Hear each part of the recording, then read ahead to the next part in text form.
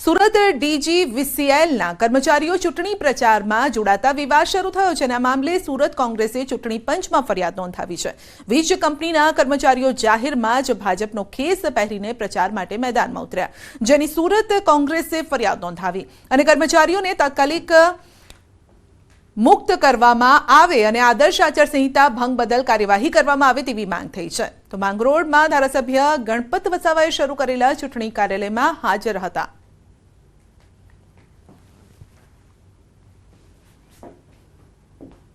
આ બાબતની સરકારી કર્મચારીઓ બી ભાજપના કાર્યકર્તાની જેમ પ્રચાર કરતા હોય અને ચૂંટણીમાં કોઈ કાર્યવાહી કરતી નથી, તે એક તપાસનો વિષય છે।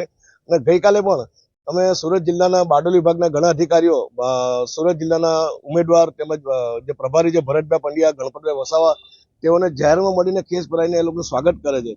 આટલી ગંભીર ફરિયાદ કરવા છતાં પણ ચૂંટણી પંચ કોઈ કાર્યવાહી નથી કરતું, તે એક દુઃખની બાબત છે। લોકસભાની ચૂંટણીની જાહેરાત થતાની સાથે દરેક ઉમેદવાર પોતાનો પ્રચાર શરૂ કરી દીધો છે, ત્યારે આ પ્રચાર વચ્ચે આચારસંહિતા ભંગની ફરિયાદો સામે આવી રહી છે। ત્યારે સુરત કોંગ્રેસના આગેવાનો દ્વારા ખાસ કરીને સુરતના ઉમેદવાર મુકેશ દલાલની જે રેલી હતી તેની અંદર દક્ષિણ ગુજરાત વીજ કંપનીના વહીવટી અધિકારી જઈ આચારસંહિતાના ભંગ કરતા હોવાની ફરિયાદ છે। આપણી સાથે કલ્પેશ બારોટ છે, આપણે સીધા વાત કરીએ। કલ્પેશભાઈ, શાની ફરિયાદ કરવામાં આવી, કેમ આ ફરિયાદને શું પુરાવા? ફરિયાદમાં એવું છે કે 22 તારીખે ભારતીય જનતા પાર્ટીના ઉમેદવાર મુકેશ દલાલના મધ્યસ્થ કાર્યાલય ઉપર દક્ષિણ ગુજરાત વીજ કંપનીના વહીવટી અધિકારી વર્ગ 2ના અધિકારી જે નીરવ દેસાઈ, તેઓ તેમના સમર્થકો સાથે ભારતીય જનતા પાર્ટીના કાર્યાલય પર જઈને ભાજપને સપોર્ટ કરતી વાત કરે છે અને તેઓ કહ્યું હતું કે સુરત સહિત દક્ષિણ ગુજરાતની 4 લોકસભાની જીત ભાજપ જીતે એ રીતના પ્રયત્ન રહેશું। દક્ષિણ ગુજરાત વીજ કંપનીના અધિકારીઓ સરકારી કર્મચારી ગણાય છે, જેઓ ખુલ્લેઆમ આચારસંહિતાનો ભંગ કરે છે, જેની ફરિયાદ 23 તારીખે જિલ્લા ચૂંટણી કલેક્ટરને કરી છે, ગાંધીનગર ચૂંટણી પંચમાં કરી છે અને દિલ્હી ચૂંટણી પંચમાં કરી છે। આજે 8 દિવસનો સમય થવા છતાં પણ ચૂંટણી પંચ દ્વારા નીરવ દેસાઈ વિરુદ્ધમાં કોઈ કાર્યવાહી કરવામાં આવી નથી। એટલે હું મારું સ્પષ્ટપણે એવું માનવું છે કે જિલ્લા ચૂંટણી કલેક્ટર કે ચૂંટણી પંચ પણ ભારતીય જનતા પાર્ટીના ઇશારે કામ કરતું હોય એવું મારું સ્પષ્ટપણે માનવું છે। ભાજપના મધ્યસ્થ કાર્યાલય પર જેને મિટિંગ કરેલી હતી એના પુરાવા રૂપે ફોટોગ્રાફ્સ પણ આપ્યા છે અને ખાસ કરીને નીરવ દેસાઈ જેઓ દક્ષિણ ગુજરાત વીજ કંપનીના વર્ગ 2ના અધિકારી છે અને જે વીજ કંપનીમાં જે યુનિયન ચાલે છે એના પણ એક નેતા છે અને એમના યુનિયનમાં લગભગ 8 થી 10,000 કર્મચારીઓ એમની સાથે સંકળાયેલા છે। એટલે જ્યારે પણ કોઈ અધિકારી કર્મચારીને જીવીમાં તકલીફ પડતી હોય, બદલી કરાવી હોય, ત્યારે યુનિયન નેતાઓની જરૂર પડતી હોય છે। એટલે એમની સત્તાનો દુરુપયોગ કરીને આ અધિકારી ભાજપ સાથે હાથ મિલાવીને તેવી રીતે જે રીતે એમનો પ્રચાર કરે છે, એટલે એમ લાગે છે કે અધિકારી જીબીના નહીં પણ ભારતીય જનતા પાર્ટીના કોઈ ચૂંટણી એજન્ટ હોય એવું લાગે છે। બિલકુલ, કોંગ્રેસ દ્વારા આક્ષેપો સાથે પુરાવા આપવામાં આવ્યા છે અને પુરાવામાં નીરવ દેસાઈ વીજ કંપનીના જે અધિકારી છે તે સીધી રીતે ભાજપનો પ્રચાર કરતા હોવાના આક્ષેપો છે। ચૂંટણી પંચમાં ફરિયાદ હોવા છતાં પણ જો કાર્યવાહી નહીં થઈ, તેને લઈને હવે કોંગ્રેસ આક્રમક મૂડમાં જોવા મળી રહી છે। કેમેરામેન ભરત બ્રહ્મભટ્ટ સાથે કીર્તેશ પટેલ, ન્યૂઝ 18 ગુજરાતી, સુરત। મહીસાગર જિલ્લામાં શિક્ષકે કર્યો છે આચારસંહિતાનો ભંગ। કડાણા તાલુકાના જીંજવા ગામના શિક્ષકે આચારસંહિતાની કરી છે એસી તેસી। પટેલ દિનેશભાઈ જોડાયા ચૂંટણી પ્રચાર સભામાં। દાહોદ લોકસભાના ભાજપના ઉમેદવાર જશવંતસિંહ ભાભોરની કડાણાના માલવણ ગામે સભા હતી અને જ્યાં શિક્ષક જોવા મળ્યા। સરકારી કર્મચારી હોવા છતાં શિક્ષકે કર્યો છે નિયમનો ભંગ।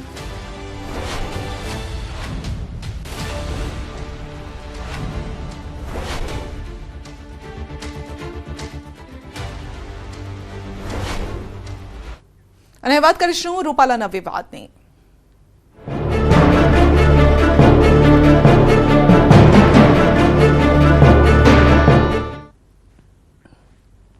તો પરસોત્તમ રૂપાલાએ જાહેરમાં માફી માંગી છે, છતાં પણ હજુ વિવાદ શાંત નથી થયો।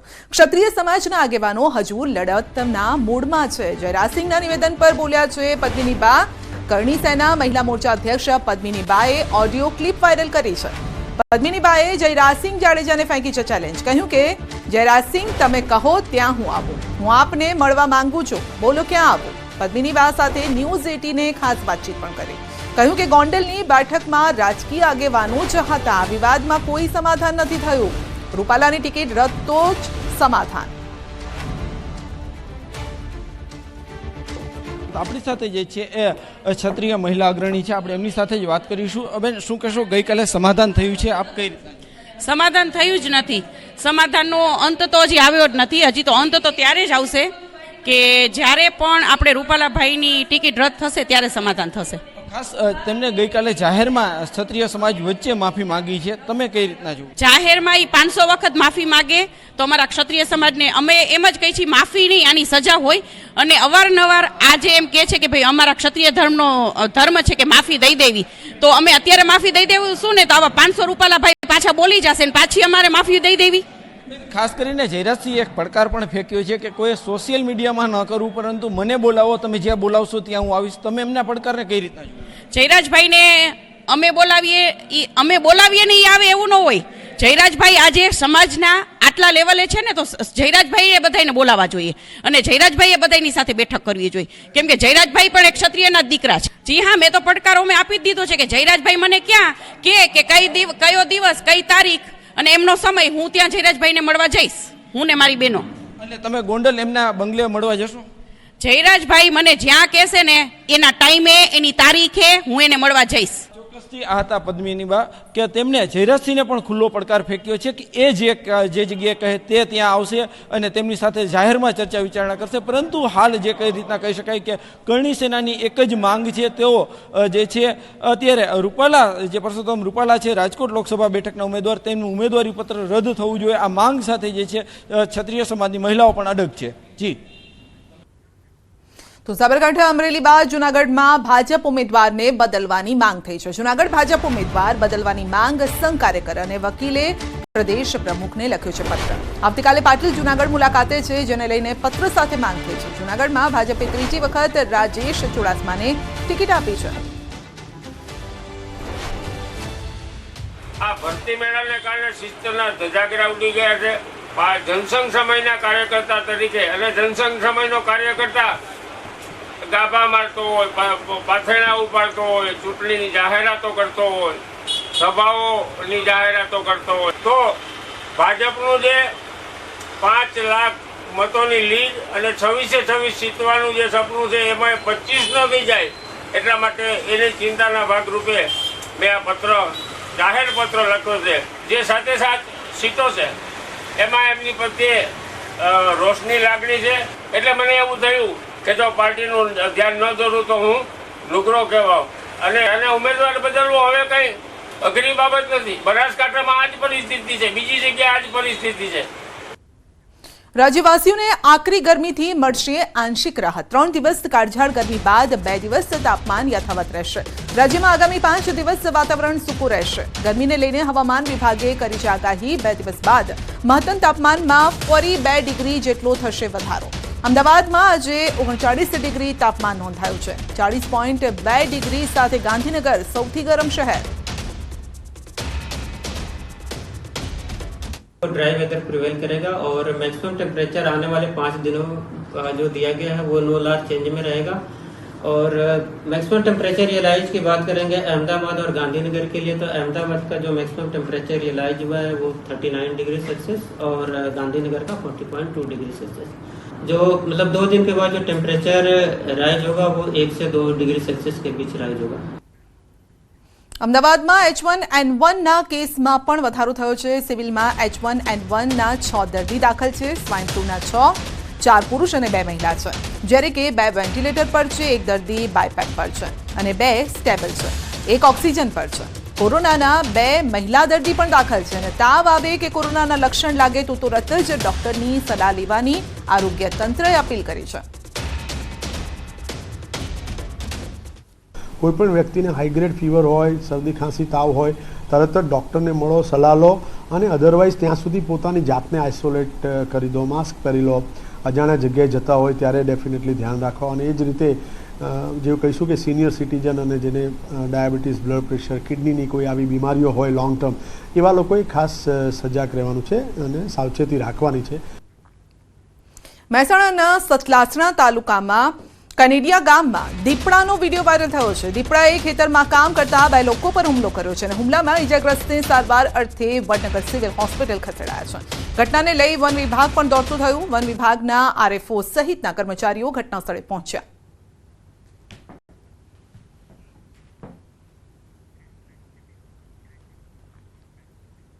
ગુજરાત રાજસ્થાન બોર્ડર પર અસામાજિક તત્વોનો આતંક. અરવલ્લીમાં શામળાજી બોર્ડર પર પોલીસ પર હુમલો થયો છે. 2 કાર ચાલકોના ઝઘડાને શાંત કરવા જતા પોલીસ જવાનને માર માર્યો છે. લોખંડની પાઇપથી માર મારતા પોલીસ જવાન ગંભીર રીતે ઘાયલ થયો. 25 માર્ચે પોલીસ કોન્સ્ટેબલ પર કરાયો હતો હુમલો. 2 મહિલા અને 2 પુરુષ સામે ગુનો નોંધાયો છે અને પોલીસ ફરિયાદ બાદ આરોપી સામે કડક કાર્યવાહી થઈ. 2 આરોપીઓને સાબરમતી જેલમાં ખસેડાયા છે.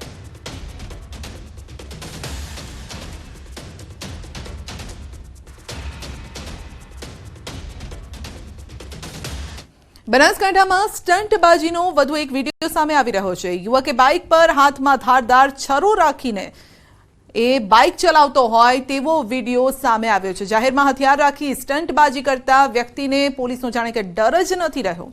વાયરલ વિડીયો શિહોરીથી પાટણ હાઈવેનો હોવાનું દેખાઈ રહ્યું છે, જ્યાં આપ જોઈ શકો છો કે હાથમાં ધારદાર હથિયાર છે. તો યુવાનો રોફ જમાવવાના ચક્કરમાં આ પ્રકારના વિડીયો બનાવતા હોય છે. રીલ્સની લાઈમાં આ પ્રકારના વિડીયો બનાવતા હોય છે. તો ચાલુ બાઇકે આ પ્રકારનો વિડીયો બનાવ્યો છે.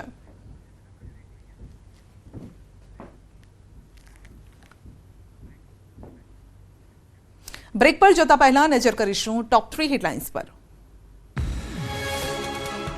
દક્ષિણ આફ્રિકામાં જંબુસરના યુવકની હત્યા. નોકરીથી છૂટીને પરત જતા સમયે લૂંટના ઈરાદે કરાયું ફાયરિંગ. સારોદ ગામમાં શોધ. મહીસાગરના ઝીંઝવા ગામના શિક્ષક જોડાયા ચૂંટણી પ્રચારની સભામાં. જશવંતસિંહ ભાભોરની સભામાં દેખાયા શિક્ષક. પરસોત્તમ રૂપાલાએ માંગી ક્ષત્રિય સમાજની માફી. તો આજે ગોંડલ, ખેડા, દ્વારકામાં રૂપાલા સામે નોંધાવશે વિરોધ.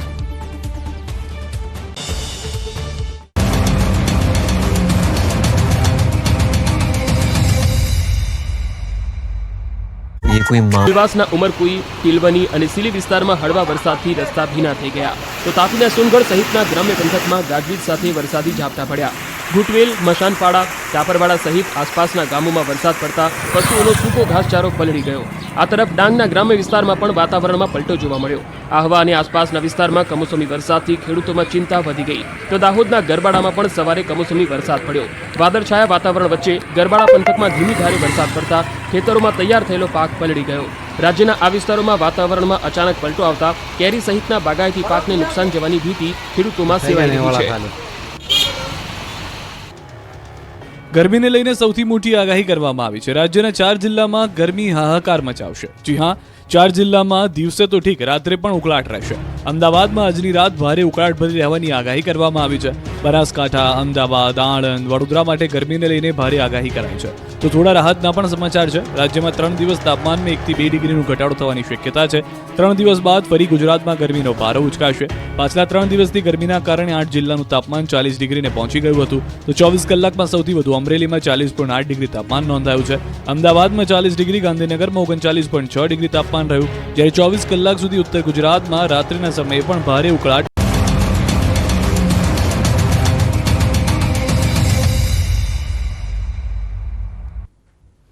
વડોદરામાં ચોરીની શંકાએ વૃદ્ધને માર મરાયો છે. માંજલપુર તુલસીધામ 4 રસ્તા પાસે ગઈકાલ સાંજનો આ બનાવ છે. 2 યુવકોએ વૃદ્ધને પાઇપથી ફટકા માર્યા. વૃદ્ધ છોડી દેવા આજીજી પણ કરે છે અને છતાં પણ બેરહેમીપૂર્વક તેને મારવામાં આવે છે. તો વૃદ્ધને બચાવવાના બદલે લોકો પણ તમાશો જોઈ રહ્યા છે. ઘાયલ વૃદ્ધને માંજલપુર પોલીસ સ્થળ પર આવી પોલીસ સ્ટેશન લઈ ગઈ હતી.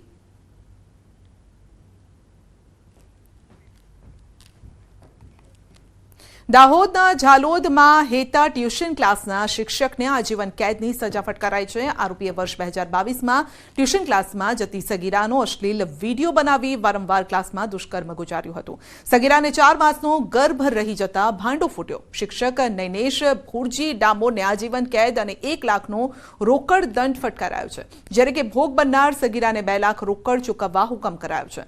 સમાજમાં દાખલો બેસે તે માટે સેશન્સ કોર્ટના જજ સી કે ચૌહાણ દ્વારા ચુકાદો જાહેર કરાતા કોર્ટરૂમમાં સન્નાટો છવાયો.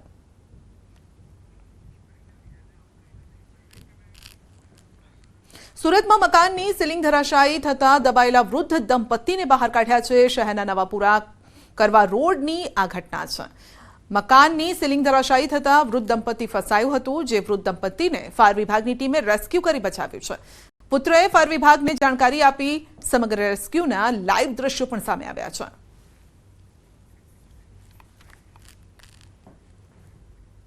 સુરતના પાંડેસરા પોલીસે 22 લાખની છેતરપિંડી કરનાર આરોપી આકાશની ધરપકડ કરી છે. આરોપી આશીર્વાદ કંપનીમાં કામ કરતો હતો અને જેમાં મહિલાઓને લોન આપવાના નામે લોન ન આપી ઠગાઈ કરી છે. આરોપીએ તમામ પૈસા પોતાના અંગત કામો માટે વાપર્યા. તો કંપનીના મેનેજરે પાંડેસરા પોલીસ સ્ટેશનમાં ફરિયાદ નોંધાવતા પોલીસે આરોપીની ધરપકડ કરી. આશીર્વાદ કંપનીના જ કર્મચારી આકાશભાઈ હીરાભાઈ નાઓએ છેતરપિંડી કરી અને કંપનીની 22 લાખ જેટલા રૂપિયાની ઉચાપત કરેલી છે, જેમાં જુદી જુદી મહિલાઓના નામે લોન બતાવેલ છે, પરંતુ ખરેખર લોન આપેલ નથી અને તેઓએ આ લોન પોતાના અંગત હિત સારું વાપરેલ છે. જે મતલબની ફરિયાદ ભાવેશભાઈની રજીસ્ટર કરી પાંડેસરા પોલીસે ગુનો દાખલ કર્યો છે અને ગઈકાલે આરોપી આકાશ હીરાભાઈ નાઓ સુરત લાલગેટ પોલીસ મથકના મહિલા પીએસઆઈ અને તેમના પુત્ર 8,000ની લાંચ લેતા ઝડપાયા છે. સુરત એસીબીએ છટકું ગોઠવી મહિલા પીએસઆઈને પોતાના પુત્ર વતી લાંચ લેતા રંગે હાથે ઝડપ્યા છે. ફરિયાદમાં ટેકનિશિયન સામે થયેલી અરજીમાં સીઆરપીસી કલમ 151 મુજબ કાર્યવાહી ન કરવા 10,000ની લાંચ માંગવામાં આવી. બંને વચ્ચે થયેલ રકઝક બાદ 8,000માં સમાધાન કરવાનું નક્કી થયું. લાંચ ન આપવા ઈચ્છતા ફરિયાદીએ એસીબીને જાણ કરતા એસીબીએ કાર્યવાહી કરી અને સમગ્ર મામલે મહિલા પીએસઆઈ તેમના પુત્રની ધરપકડ કરાઈ.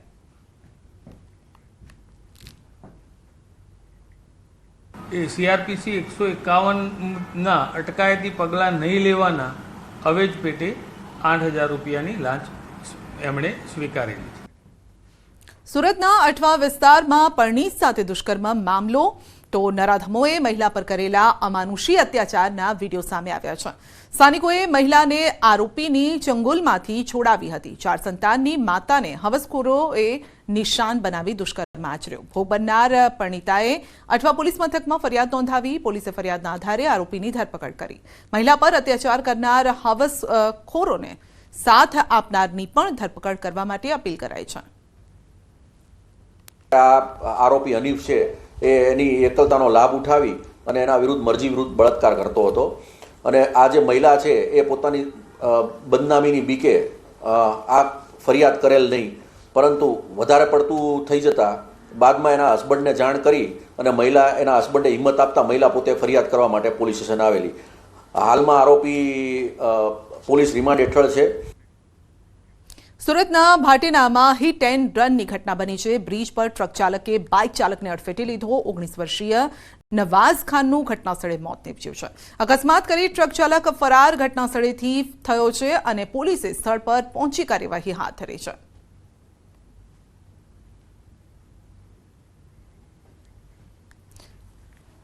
સુરતમાં વેપારીના પુત્રને એમડી ડ્રગ્સ સપ્લાય કરનાર આરોપી ઝડપાયો છે. અલથાણમાં વેપારીનો પુત્ર પોલીસે એમડી ડ્રગ્સ સાથે તેને પકડી પાડ્યો હતો. વેપારીનો પુત્ર ડ્રગ્સનો બંધાણી બની ગયો હતો અને ડ્રગ્સ તેના મિત્રોમાં સપ્લાય કરતો હતો. વેપારીના પુત્રને ડ્રગ્સ સપ્લાય કરનાર ઝમીરની ડીસીપી ઝોન 4 સ્ક્વોડે ધરપકડ કરી છે.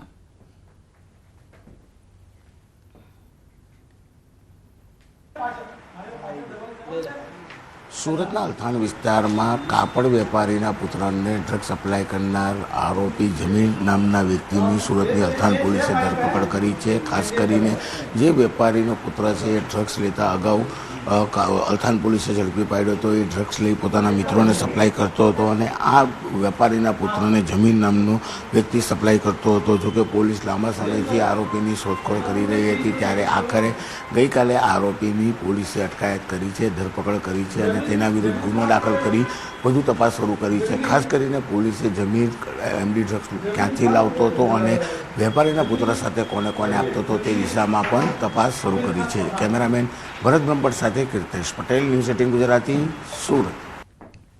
સુરતમાં વધુ એક માર્કશીટ કૌભાંડનો પર્દાફાશ થયો છે. વિદેશ જવા માટે તેમજ સરકારી કામકાજ માટે ગુજરાત સહિત જુદા જુદા રાજ્યોના શિક્ષણ બોર્ડ અને યુનિવર્સિટીની નકલી ડિગ્રી બનાવતી આંતરરાષ્ટ્રીય ટોળકીને સુરત પોલીસે ઝડપી પાડી છે.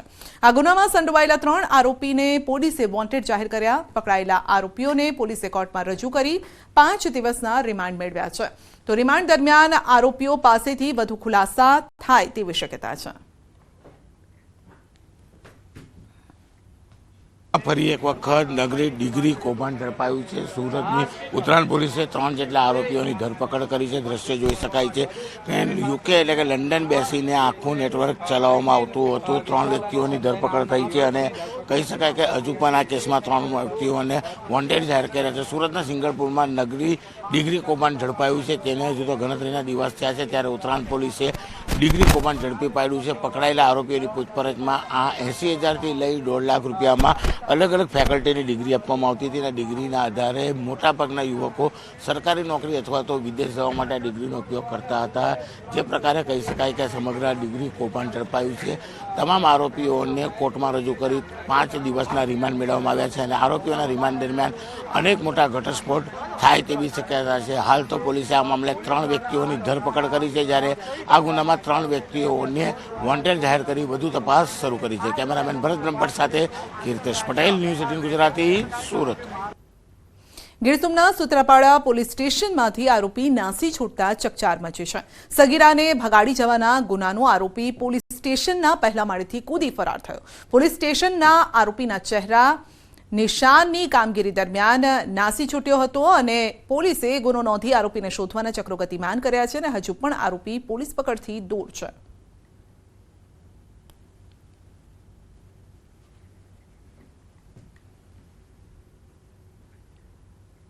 વિદેશમાં વધુ એક ગુજરાતીની લૂંટના ઈરાદે હત્યા થઈ છે તો દક્ષિણ આફ્રિકામાં મૂળ ભરૂચના યુવકની હત્યા. જંબુસરના સારોદ ગામનો વતની હતો. આ યુવક સાહિલ અબ્દુલ અઝીઝ મુનશી નામના યુવકની હત્યા થઈ છે. નોકરીથી છૂટીને પરત જઈ રહ્યો હતો અને તે સમયે લૂંટના ઈરાદે રોકીને તેના પર ગોળીબાર થયો હતો અને જેમાં તેનું મોત થયું છે. આ બનાવથી સારોદ ગામમાં ગમગીની છે.